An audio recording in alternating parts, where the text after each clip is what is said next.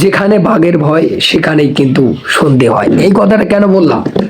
কারণ একটা হাস্যকর বিষয় হচ্ছে কি, আমি গতকাল থেকে শুনতেছি যে পাকিস্তান নাকি এই যে টি-20 ওয়ার্ল্ড কাপ সামনে যে আসতেছে, আমাদের ভারতের বিপক্ষে যে ম্যাচগুলো ছিল, তারা নাকি সেই ম্যাচগুলো নাকি বয়কট করছে। এটাই শুনে সত্যি হাসি পাচ্ছে। কারণ আমাদের ভারতীয় দল বর্তমান যে ফর্মে রয়েছে, সেই ফর্মটা দেখেই কিন্তু ইতিমধ্যে হয়তোবা ভয় পেয়ে গেছে পাকিস্তান। আর ভয় পাওয়ার কথাই, কারণ আমাদের ভারতীয় দলের প্রত্যেকটা ব্যাটসম্যান অভিষেক শর্মা থেকে শুরু করে আমাদের ফিনিশার রিঙ্কু সিং কিন্তু বর্তমান আগুন ফর্মে রয়েছে।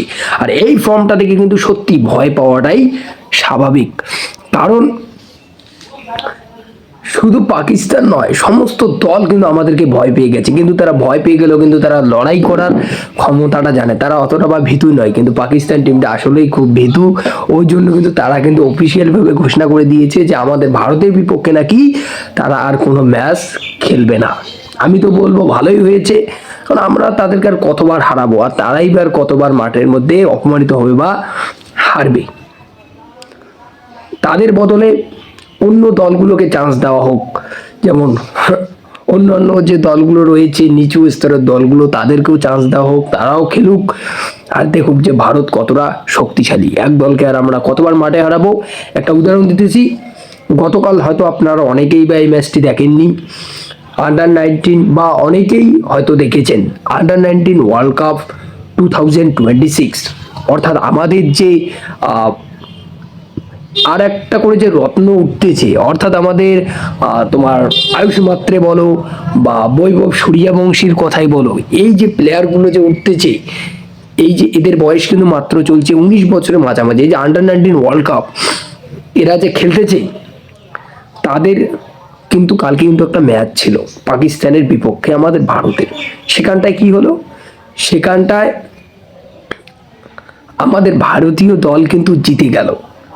আর কিছু বলবো না, এই ভয়ও হয়তো পাকিস্তান পেয়ে গেছে, এই ভয়টাও হয়তো তাদের ভেতরের মধ্যে কাজ করতেছে। তাই কিন্তু তারা অফিসিয়ালি ভাবে ঘোষণা করে জানিয়ে দিয়েছে যে আমাদের ভারতের বিপক্ষে তারা আর কোনো ম্যাচ খেলবে না টি-20 ওয়ার্ল্ড কাপ 2026-এ। আর কতই বা তারা হারবে, কারণ আমাদের ভারতীয় যে টিমের যে ব্যাটসম্যান এবং বলারগুলো যে রয়েছে, সত্যি তারা খুব দুর্দান্ত ফর্মে রয়েছে। ব্যাটিংয়ের মধ্যে যদি আমরা দেখতে যাই, আমাদের অভিষেক শর্মা যদি কোনোদিন ভালো খেলতে না পারে, তাহলে আমাদের ঈশান কিষান রয়েছে। এবার ঈশান কিষান যদি কোনোদিন ভালো খেলতে না পারে, তাহলে আমাদের সূর্যকুমার যাদব রয়েছে। সেও যদি ভালো করে খেলতে না পারে, আমাদের দুবে ভাই রয়েছে। সেও যদি খেলতে না পারে, আমাদের রিঙ্কু সিং ফিনিশার রয়েছে, অক্ষর প্যাটেল রয়েছে। আর বোলিংয়ের মধ্যে তো আমাদের স্পিনার বরুণ দাদা রয়েছেই। বরুণ দাদার পাশাপাশি বলবো আমাদের জার্সি ভাই অর্থাৎ জসপ্রীত বুমরাও রয়েছে।